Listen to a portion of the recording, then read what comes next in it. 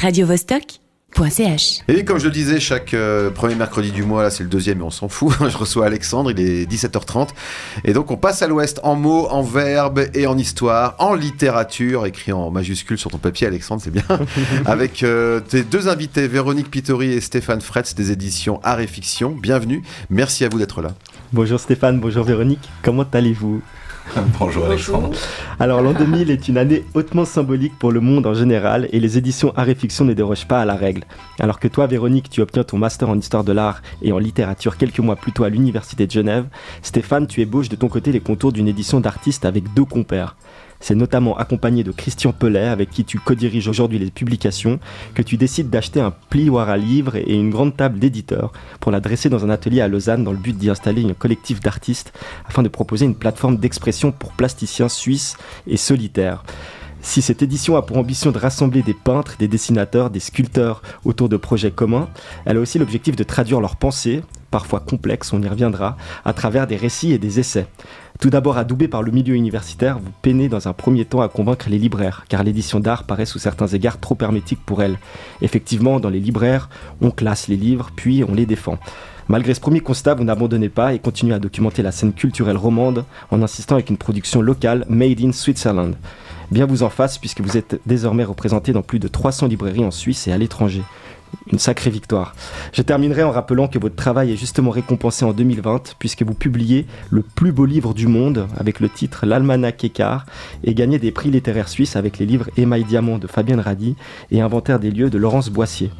Après cette présentation succincte et parcellaire de vos activités qui comprennent je crois aussi des activités de médiation, que pouvez-vous nous dire aujourd'hui de votre public et de ses attentes en matière de livres, Véronique ? Alors bonjour, très heureuse d'être là déjà. Alors notre public, avant tout ce sont nos membres, puisqu'on est une association avec des membres sympathisants, on va dire, et cotisants. Chaque année, il y en a qui sont là depuis 20 ans, même 22 ans maintenant, depuis le début de l'association, et qui, à travers leur cotisation annuelle, en fait, soutiennent nos activités.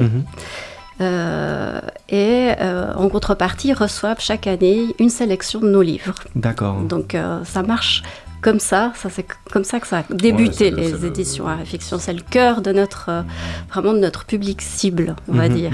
Et ce public, en fait, ce sont pas mal des artistes, mais aussi des gens simplement qui s'intéressent à l'art, qui s'intéressent et à toutes les dimensions de l'art, justement, dont le livre d'artiste, qui est vraiment une production particulière, qui n'est pas de l'art visuel, qui n'est pas du texte, pas de la littérature, mais qui est une discipline intersectionnelle entre deux, en fait.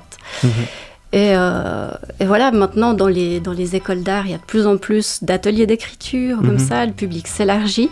Et c'est ce qu'on essaye de faire, en fait, aussi, c'est de toucher des nouveaux publics, toucher des nouvelles personnes, et de rendre nos livres attractifs, en fait, pour que plus en plus de gens s'y intéressent. Très bien. Et quels sont les enjeux auxquels vous êtes attentifs après 20 ans de publication d'artistes ? Et comment se passe l'accompagnement d'un artiste ? Stéphane ?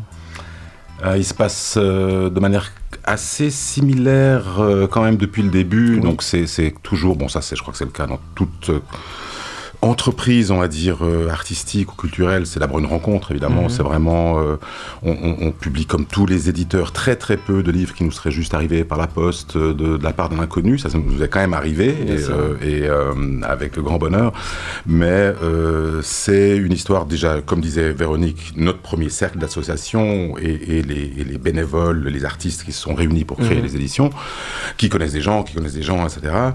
Et puis parmi ces gens, il y a quelqu'un qui a un projet et donc là peut-être ce qui a évolué avec le temps, c'est que au début on bricolait vraiment dans notre, comme tu rappelais, un plioir et une table qui n'était pas une table d'éditeur, qui était une table plutôt de cantine, qui est devenue une table d'éditeur parce qu'on l'a transformée en table d'éditeur et qui est notre table de réu si tu veux, mais je me suis perdu en route. J'allais dire, dans l'accompagnement justement d'une nouvelle publication, j'imagine que c'est pas la même chose quand on a un artiste que vous connaissez, quand c'est un nouvel artiste. Comment vous parviennent les manuscrits d'ailleurs ? Est-ce que ce sont... Alors c'est vrai que déjà le mot manuscrit, c'est plutôt effectivement des projets, puisque de temps en temps... Alors on reçoit aussi des textes, on a la collection de poche dont Véronique va nous parler tout à l'heure, où c'est principalement du texte, mais c'est vrai que le projet peut nous arriver vraiment aussi avec déjà un montage, texte et images, ou bien que les images, ou bien un projet aussi...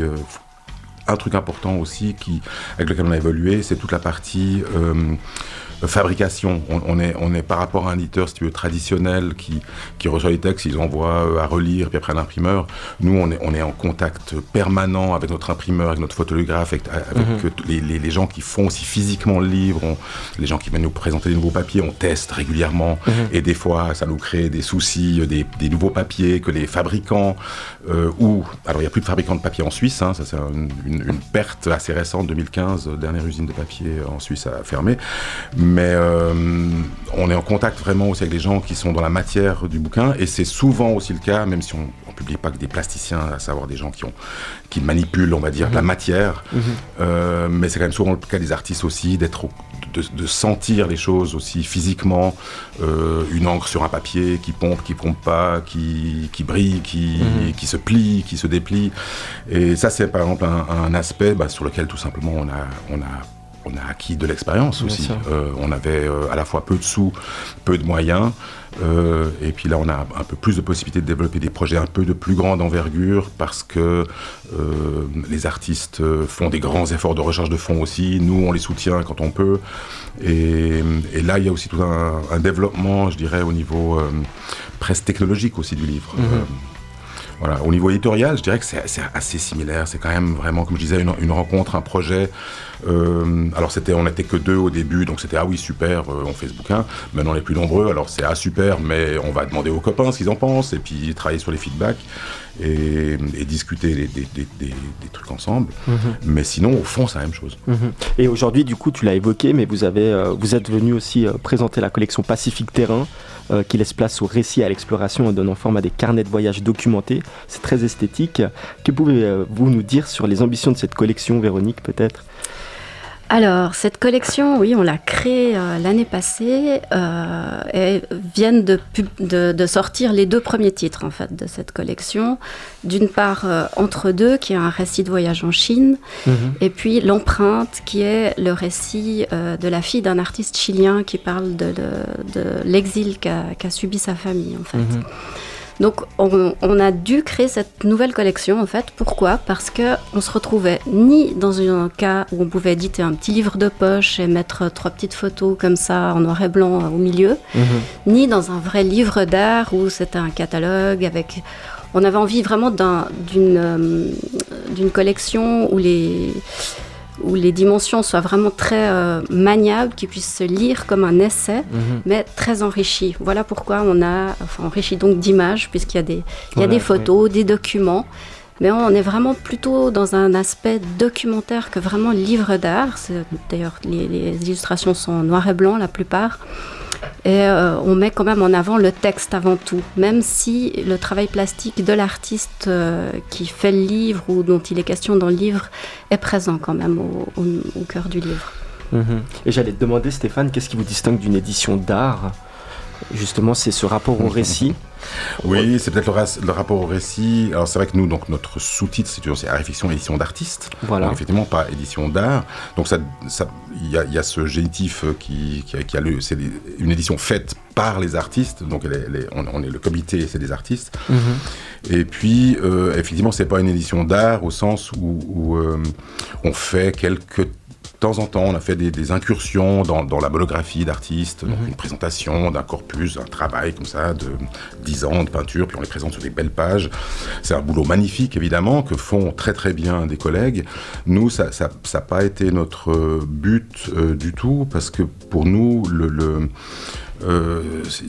c'est aussi pour ça qu'on s'est appelé Art et Fiction. C'est que pour nous, l'art n'était pas un acquis autour duquel on monte une édition, puis on fait un beau livre, parce qu'on sait ce que c'est l'art.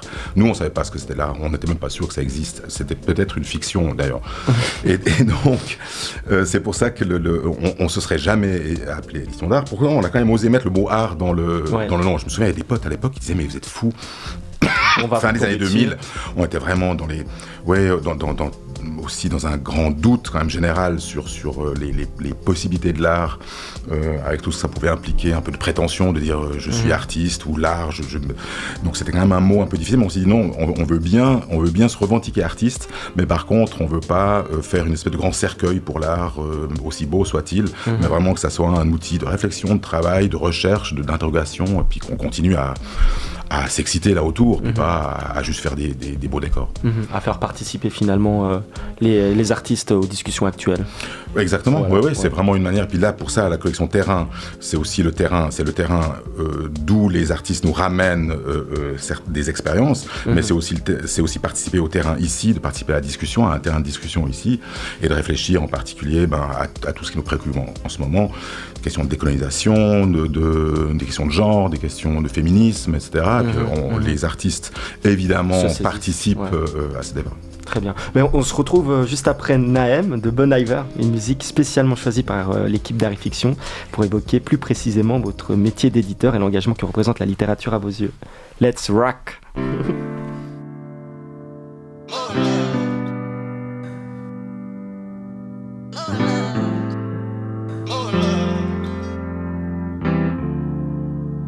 All along I can hear it. I go for the cast. I fall off a bass boat. And the concrete's very slow. And the concrete's very slow.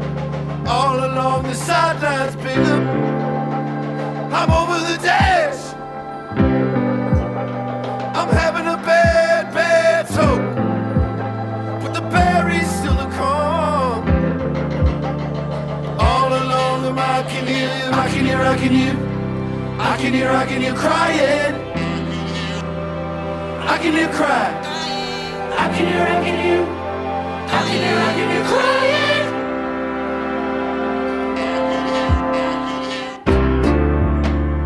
All along me, I can hear you. I'd occupy that.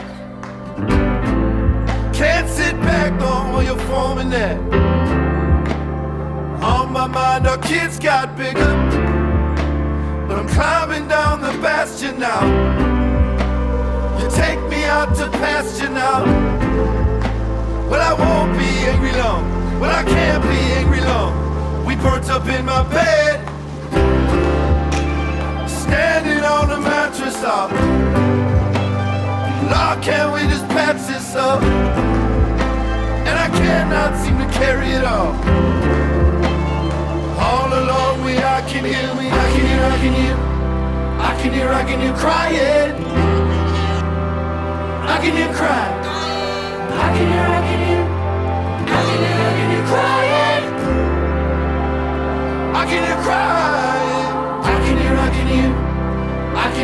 hear crying. I can hear cry. I can hear crying. All around me, I can't hear it. So what is gonna happen now? If you don't look away, what's left to find everything? Oh, now there's someone in my head. Tell them I'll be passing on. Tell them we're long lasted on. And it can't be that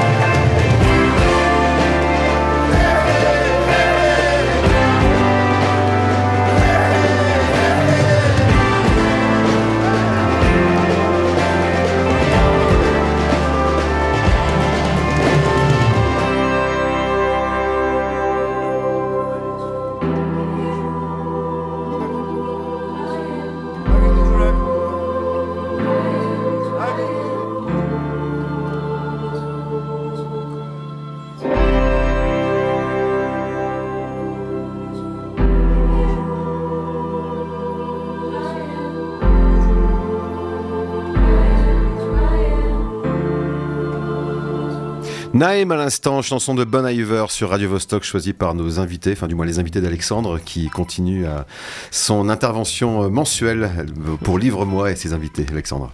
Ben voilà Stéphane, je crois qu'il y avait une raison particulière derrière le choix de cette musique. Est-ce que tu veux nous en parler ? Oui, un tout petit mot. C'est vrai qu'il y a quelques jours, ça fait un an, première année de disparition de Laurence Boissier, qui était une autrice qu'on adorait, avec qui on a fait des magnifiques bouquins, dont tu le rappelais, un prix suisse de littérature, donc Histoire d'un soulèvement, Inventaire des lieux, Rentrée des classes, Safari.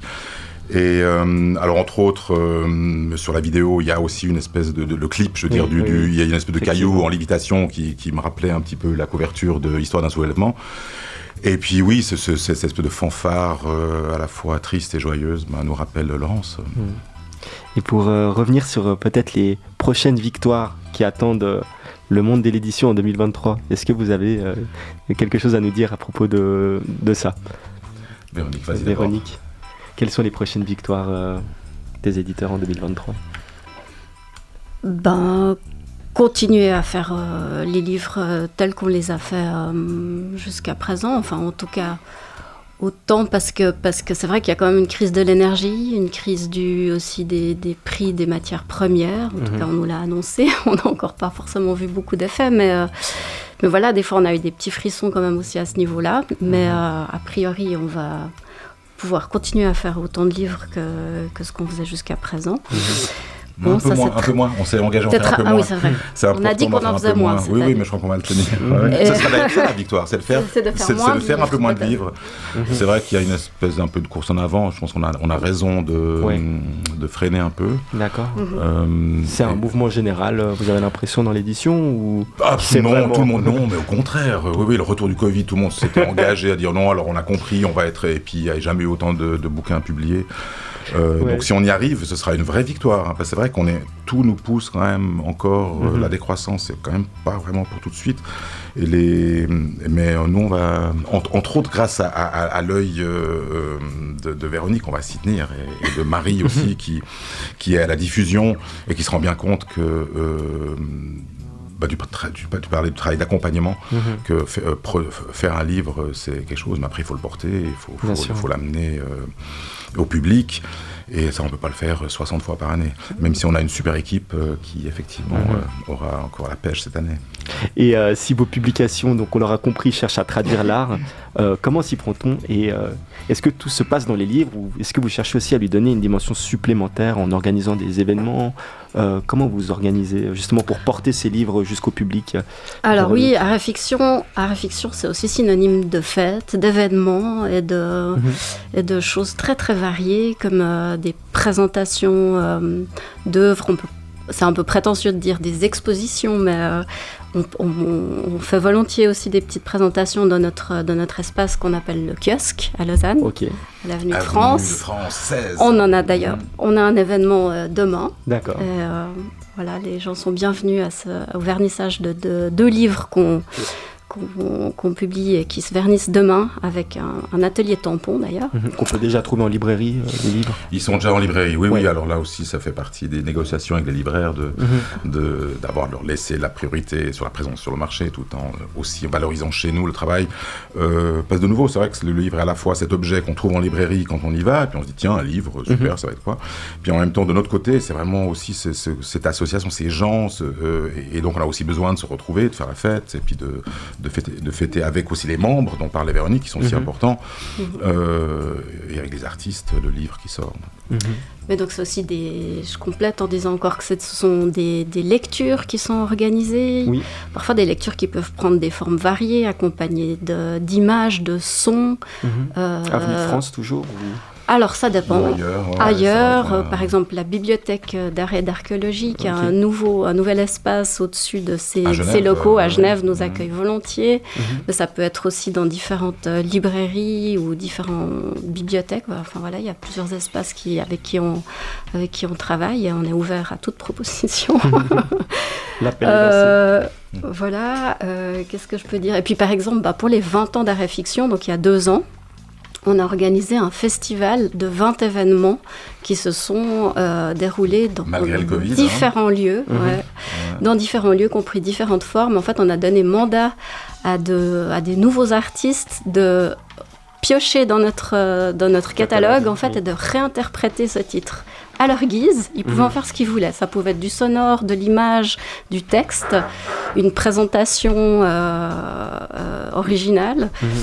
Par exemple, Fabienne Radic a fait une présentation du bleu à travers nos livres, avec toute une installation et une performance dans les locaux une conférence-performance dans les locaux du MUDAC. Voilà, j'en cite une au hasard, comme ça.